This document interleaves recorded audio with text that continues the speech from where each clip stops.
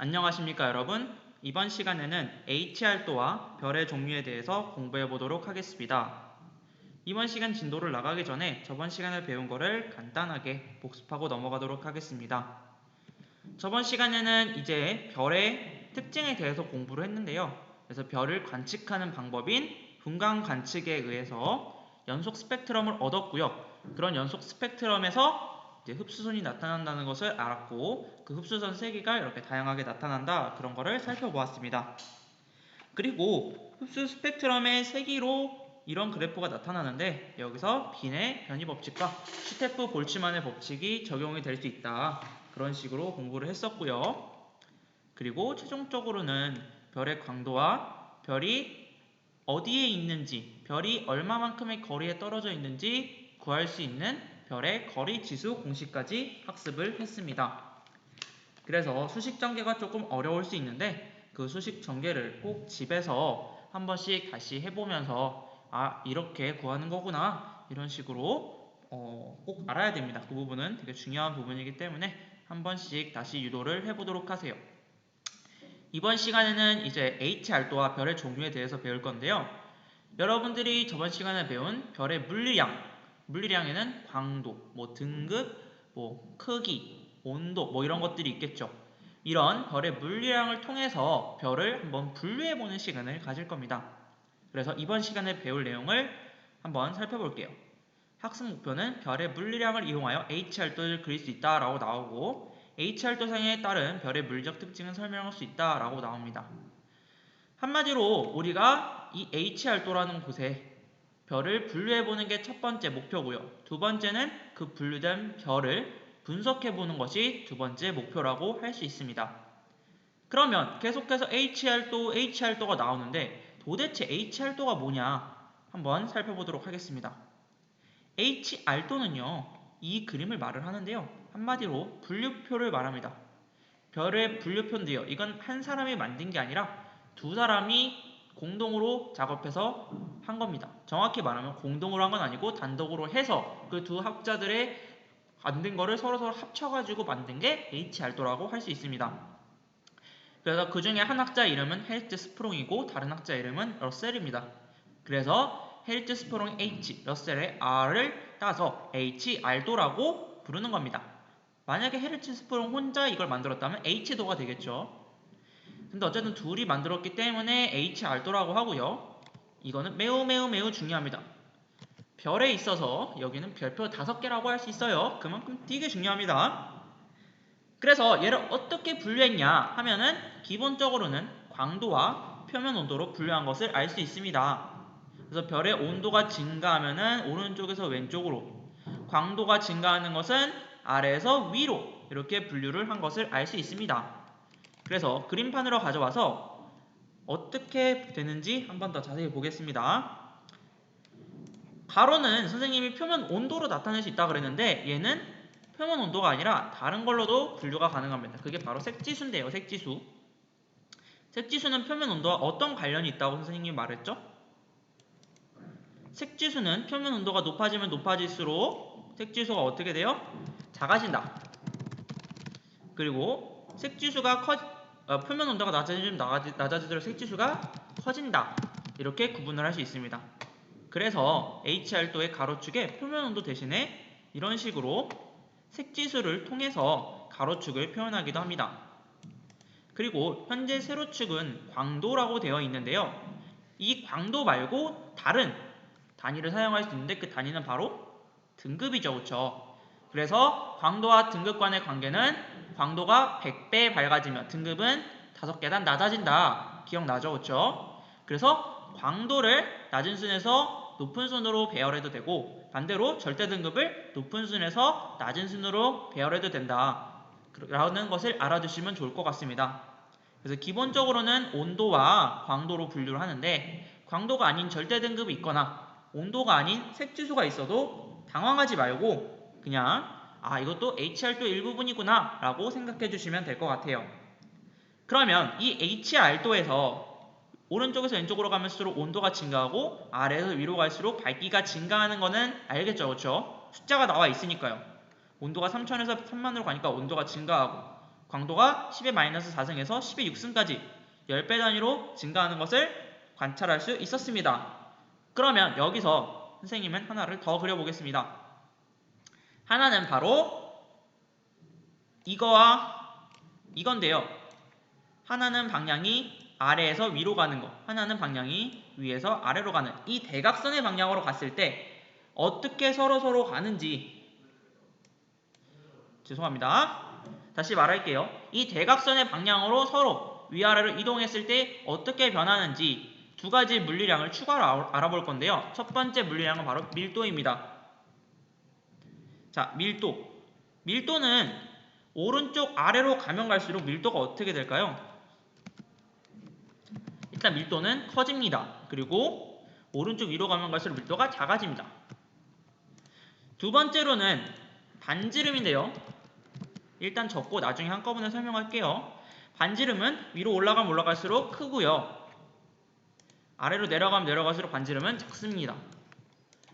왜 이런 결과가 나올까요? 저번 시간에 배운 공식을 가지고 우리 설명할 수 있어요. 왜 이런 결과가 나올까요? 저번 시간에 배운 공식이 뭐가 있었냐면 L은 4 파이 R 제곱에 시그마 T의 4제곱이라는 이런 공식이 있었습니다. 이 무슨 공식일까요? 네, 별의 광도 공식인데요. 이 별의 광도 공식에서 왼쪽은 L, 광도고요. 오른쪽은 4파이 R제곱에서 얘는 고의 건널비라고 그랬고 이거는 별의 온도, 즉 별의 에너지를 의미하는 그런 식이라고 말을 했었습니다. 즉, 이 식에서의 광도는 뭐에 비례하냐면 R제곱과 T4제곱에 비례한다는 것을 알 수 있어요. 왜냐하면은 이 4파이하고 이 시그마는 상수기 때문에 무시해도 되기 때문이죠. 그렇다면 밝기가 증가한다는 것은 광도가 증가한다는 건데 이 밝기가 증가할 경우에 L이 증가할 경우에 R하고 T가 어떻게 변하는지 봐야겠죠. 그렇죠? 먼저 왼쪽 아래에서 오른쪽 위로 가는 그런 상황을 생각을 해보겠습니다. 첫 번째 케이스는 1번 왼쪽 아래에서 오른쪽 위로 이동하는 경우, 그럴 경우에 광도는 어떻게 변화하죠? 왼쪽 아래에서 오른쪽 위로 가면 광도는 낮은 상태에서 높은 상태가 되는 거죠. 즉 광도는 증가한다. 이렇게 정리할 수 있겠죠. 왼쪽 아래에서 오른쪽 위로 갈 경우에 온도는 어떻게 될까요? 원래 왼쪽 아래에선 30,000도였는데 3000도까지 온도는 감소하는 것을 알 수 있습니다. 그러면 이 두 개의 결과를 가지고 우리는 반지름이 어떻게 될지 판별을 할 수가 있는데요. 아까 위의 식을 보면은 광도는 반지름과 온도에 비례한다고 되어 있습니다. 근데 광도가 증가할 때 오히려 온도는 감소하네요. 이게 말이 될까요? 말이 되게 하려면 반지름이 어떻게 돼야 될까요? 반지름이 커진다. 그러면 설명이 되겠죠. 상식적으로 L이 커지는데 R도 작아지고 T도 작아지는 거는 말이 안 되잖아요. 그렇죠? 그러니까 L이 커지려면 온도가 낮아지는데도 불구하고 광도가 커지기 위해서는 반지름이 매우 커져야 된다는 것을 의미하는 것입니다. 그래서 왼쪽 아래에서 오른쪽 위로 이동하는 경우에는 반지름이 커진다고 할 수 있겠죠. 반지름이 커지기 때문에 밀도는 상대적으로 작아진다 라고 할 수 있습니다. 질량도 물론 커지긴 하겠지만 커지는 질량에 비해서 반지름, 부피가 훨씬 커지기 때문에 밀도는 작아진다고 우리가 말을 할 수 있어요. 밀도는 부피분의 질량이잖아요. 그렇죠? 부피분의 질량인데 이 부피가 죄송합니다. 부피분의 질량이니까 질량을 여기다 놓고 부피를 여기다 적어야겠죠. 물론 질량도 커지긴 하겠지만 반지름이 커질 때 부피가 어마무지하게 커지기 때문에 밀도는 오히려 감소하게 되는 겁니다. 두 번째, 오른쪽 위에서 왼쪽 아래로 이동하는 경우에 어떻게 되는지 살펴보겠습니다. 눈치채셨겠지만 1번에 다 반대로 하시면 됩니다. 오른쪽 위에서 왼쪽 아래로 내려갈 때 광도는 감소하고 온도는 증가합니다. 그 말은 반지름이 매우 작아져야 된다는 뜻이고 반지름이 작아지면 밀도 역시 커지게 되는 거죠. 그래서 그런 연관관계가 있다는 것을 알아두시면 될 것 같습니다. 그래서 이 HR도의 특징이 이런 식으로 돼 있다. 그래서 별을 여기다가 우리가 분류해서 대입을 한 거예요. 예를 들어서 어떤 별은 엄청나게 큰데 온도가 작다. 그러면 그 별은 어디다 넣어야 될까요? 반지름이 크고 온도가 낮은 여기다가 이렇게 그려야겠죠. 그렇죠? 별은 온도도 중간이고 밝기도 중간이고 반지름도 중간이고 밀도도 중간이다. 그럼 어디다 넣어야겠어요? 여기다 넣어야 되는 거예요. 그런데 온도는 엄청 낮은데 광도도 엄청 낮아요. 그러면은 온도도 엄청 낮은데 광도도 엄청 낮으면 이런 데다가 이런 식으로 우리가 별을 우주에 있는 별들을 분류해서 여기다가 입력을 해봤어요. 그러니까 헤르츠 스프론과 러셀이라는 사람이 막 연구해서 여기다가 자기들이 관측한 별들을 분류해서 대입을 해봤다는 겁니다. 그랬더니 어떤 결과가 나왔냐? 바로 다음 페이지에 나와 있습니다. 어떤 결과가 나왔냐면 짠! 이런 결과가 나왔습니다. 그래서 그 사람들이 별을 분류를 했었을 때 이런 식으로 별이 분류가 됐다 이겁니다. 실제로 밤하늘에는 이것보다 무수히 많은 별들이 있습니다. 그리고 무수히 많은 별들이 여기 분류되어 있습니다. 실제로 이런 데 보면은 인터넷에 찾아보면 이런 식으로 무수히 많은 별들이 HR도상에 찍혀 있는 것을 볼 수 있어요. 요거 훨씬 더 많이 찍혀 있네요. 여기 보시면은 막 점점점점점점 해갖고 다 찍혀 있죠, 그쵸? 이게 다 HR도상에서 이게 별이라고 할 수 있어요. 다 점점점점 찍혀 있는 거, 그쵸? 그래서 막 이런데도 별이 한두 개씩은 있겠지만 이런데도 한두 개씩은 있겠지만 대부분 별은 다 이렇게 몰려있다. 그렇게 의미하면 됩니다. 그렇게 생각하시면 됩니다. 그래서 별들이 주로 집중되어서 모여있는 그 부분의 별들을 각각 우리는 분류를 해봤어요. 뭐 변칙 사례는 있겠죠. 뭐 이런데도 분명히 별은 있을 겁니다. 이런데도 별은 있을 거예요. 그런데 이런데는 별이 매우 작기 때문에 그냥 무시하고 별이 좀 많이 모여있는 특징을 가지고 있는 별들끼리 모아서 우리는 이름을 붙였습니다. 그게 바로 그림 3-8에 나온 거고요. 여기는 네 가지로 분류를 했습니다. 이거 말고도 다른 종류도 있어요. 뭐 갈색해성도 있고 뭐 중성자별도 있고 뭐 행성상 성운도 있고 한데 그거는 뒤에서 별의 진화에서 배울 거고 지금 여러분들이 배울 거는 이것만 공부하면 됩니다. 지금 나온 거. 네 가지 있죠. 그쵸? 이 네 가지에 조금 뒤에 나오는 두세 가지 더 추가해서 그것만 공부하면 돼요. 그래서 크게 우리는 별을 네 가지로 분류해봤다라고 생각을 하시면 되고요. 그 별을 네 가지로 분류했을 때 가장 여러분들 눈에 잘 띄는 게 뭡니까? 여기서 누가 봐도 이 주계열성일 겁니다. 주계열성. 왜냐? 이 상태에 있는 별이 가장 많기 때문이에요. 물론 거성도 있고 초거성도 있고 백색해성도 있지만 이 우주에 있는 별들을 분류해 보았을 때 가장 많이 분류되는 게 바로 이 주계열성이기 때문에 이게 가장 눈에 잘 띌 겁니다. 주계열성은 광도가 높고 온도가 높은 것부터 시작해서 광도가 낮고 온도가 낮은 것까지 매우 고루고루 분포되어 있습니다. 그래서 주계열성의 특징에 대해서 먼저 한번 정리를 해볼 건데요. 여러분들 여기 옆에다가 같이 한번 필기를 해보도록 하겠습니다. 먼저 적을 거는 주계열성에 대한 특징입니다. 주계열성은 엄청나게 많아요. 별의 약 90%를 차지합니다. 이 세계의 주계열성 모든 별이 우주에 존재하는 모든 별이 100개라고 하면 그 중에 90%는 약 주계열성의 상태에 있다고 보시면 될 것 같습니다. 그래서 주계열성으로 분류되는 것은 별의 약 90%가 되고요. 별 일생의 90% 정도의 기간을 유지합니다. 이게 무슨 말이냐? 3단원에 배우겠지만 별은 하나의 상태로 존재하지 않아요. 별은 진화를 합니다. 별은 진화해서 커지거나 작아지거나 밀도가 커지거나 온도가 커지거나 작아지거나 진화를 하게 됩니다. 그래서 이 주계열성에 지금 속하는 별이라고 하더라도 무한정 여기 존재하는 것이 아니라 언젠간 거성이 되고 언젠간 초거성이 되고 뭐 언제 블랙홀이 되기도 하고 행성상 성운이 되기도 하고 다양한 형태로 진화를 하게 됩니다. 현재 상태에 위치한 주계열성이 이 기간을 지나고 있는 것 뿐이에요.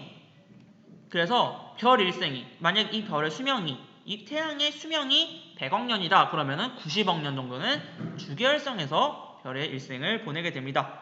절대적인 거는 아니에요. 별의 질량에 따라서 조금씩 이 보내는 기간이 다르긴 하지만 대체적으로는 90% 정도의 기간을 보내게 됩니다.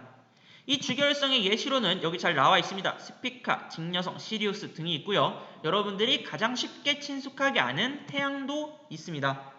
그래서 이 주계열성에는 정말 많은 것들이 있어요. 앞에 보시면은 뭐 주계열성 HR도 해갖고 주계열성 찾아보면은 다양한 예시들이 있을 겁니다.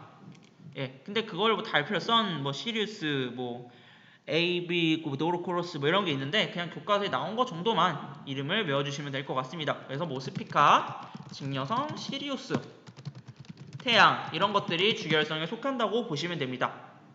주계열성의 특징은 뭐냐면 온도가 높으면은 광도도 높고 온도가 낮으면은 광도도 낮습니다. 그래서 온도와 광도가 비례해서 나타나는 것을 볼 수가 있는데요.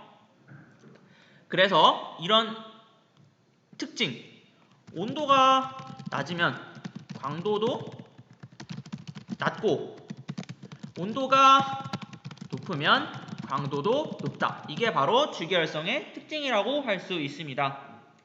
그래서 온도와 광도와 크기가 비례한다. 즉 온도, 광도, 크기, 질량이 비례한다라고 보시면 돼요. 온도가 크고 온도가 크면 광도도 크고 광도가 크면 크기도 크고 크기도 크면 질량도 크고 이런 식으로 정리할 수 있겠습니다. 그래서 위에는 지울게요.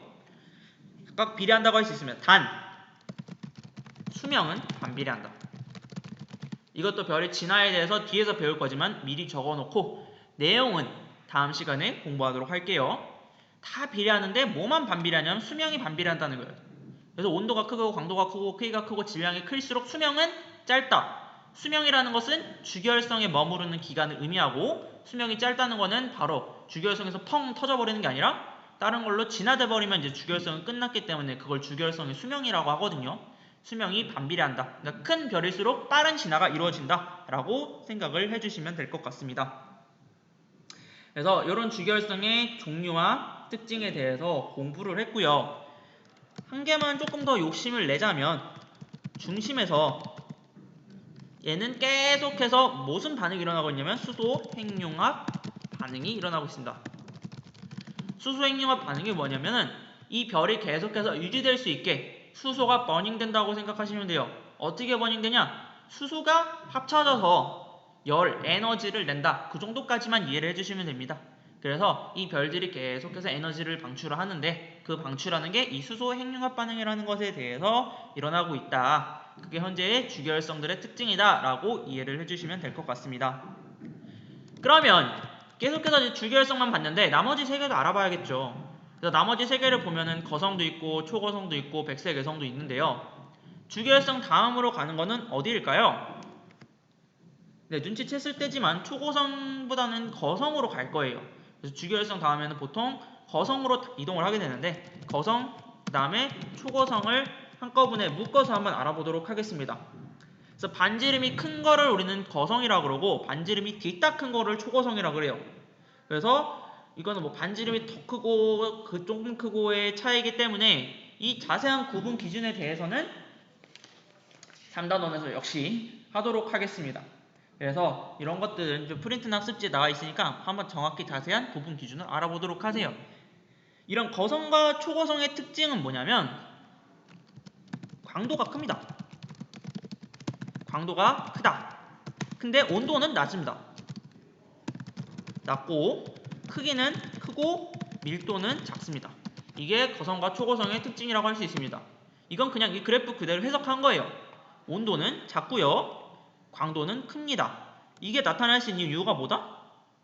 반지름이 엄청나게 크기 때문에 앞전에 배웠죠, 그쵸? 오른쪽 위로 가면 갈수록 반지름이 커진다고 했죠. 그리고 그 대신에 밀도는 되게 작습니다. 그래서 이런 특징이 있고요. 거성에는 알데바란 아르크투루스가 있고 초고성에는 안타레스와 베텔게우스가 있습니다. 따로 적진 않겠습니다. 그리고 거성, 초고성 단계가 지나면 이게 결국에 어디로 갈까요? 결국에는 빵 터집니다.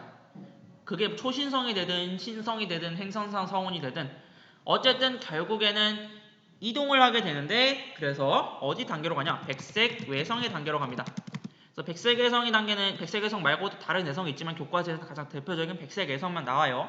얘의 특징은 보면은 강도가 낮고 온도는 높고 그 다음에 크기는 작고 밀도는 크겠죠. 그래서 백색 외성의 특징은 그런 것들이 있다. 그래서 이 HR도의 별을 분류를 했었을 때 주기율성, 거성,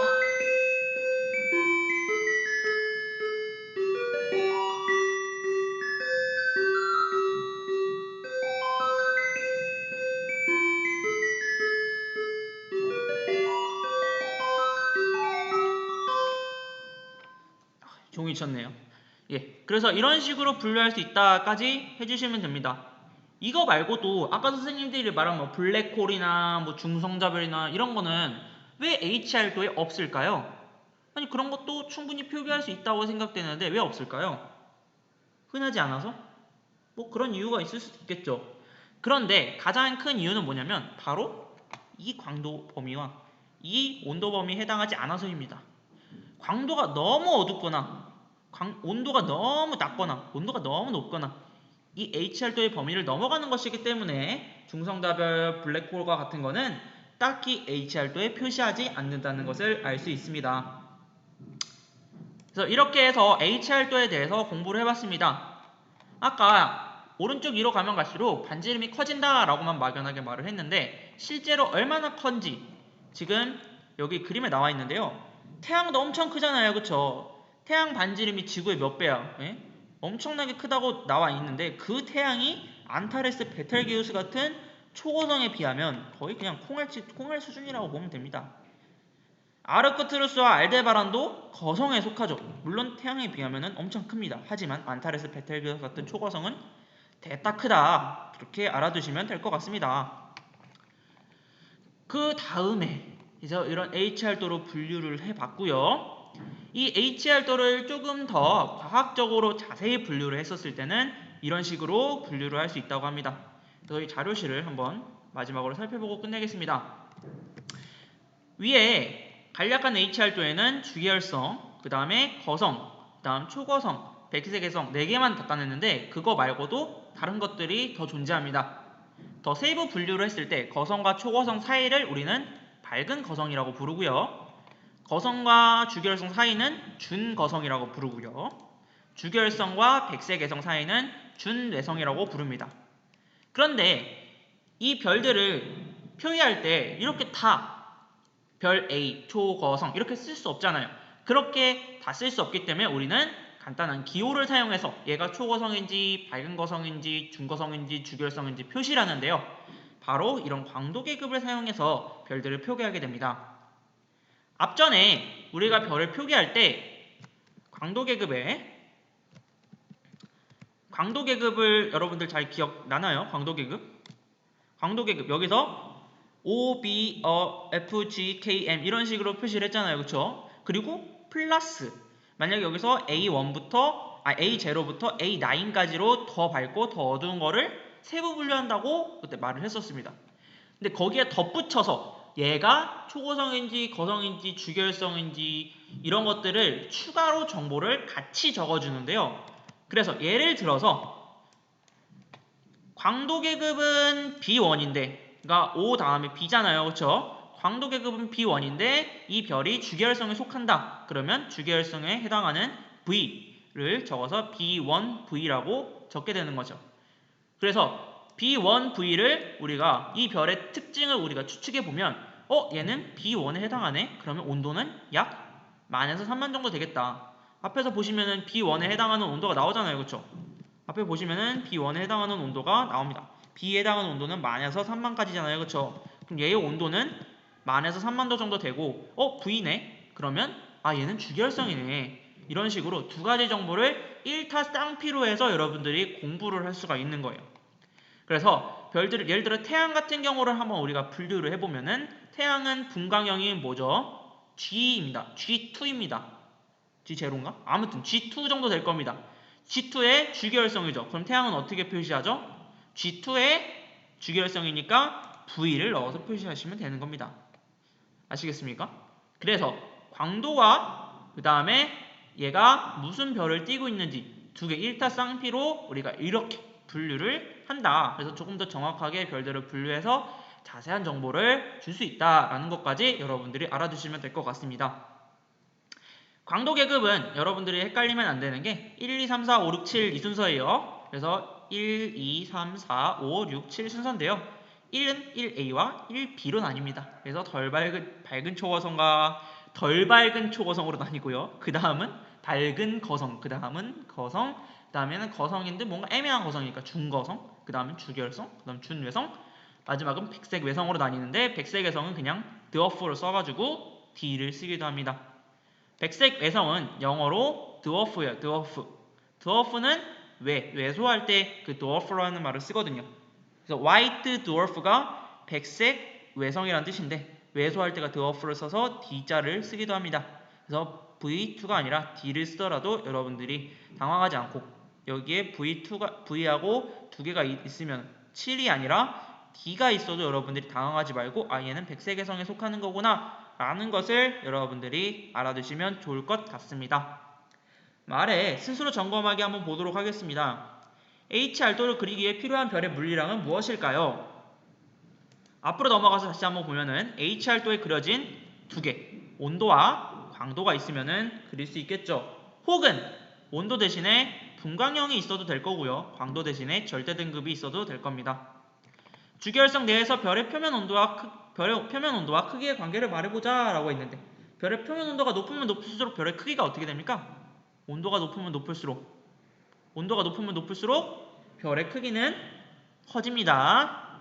어디서? 주계열성 내에서 그렇습니다. 그래서 주계열성 내에서는 온도와 크기가 비례한다. 여기 적어놨죠. 그래서 그걸 알아두시면 될 거고요. 거성과 백색외성의 크기와 표면 온도를 비교해보자 라고 했었을 때 거성하고 백색외성 중에 표면 온도가 더 높은 거는 거성하고 외성 중에 백색외성이 더 높습니다. 하지만 크기는 어느 게 더 크다? 거성이 훨씬 크다. 이게 백색외성이고 이게 거성이니까 크기 차이가 이렇게 많이 난다 라는 것까지 알면 될 것 같아요. 그래서 이번 시간에는 별의 종류를 한번 분류해 보았습니다. HR도로 분류를 해봤는데 관련된 문제 한번 보면서 어떤 별이 어디에 해당하고 그것을 어떻게 분광형으로 나타내고 어떤 특징이 있는지 다시 한번 복습하는 시간이 될 수 있도록 합니다. 이렇게 이제 이번 시간 수고하셨습니다.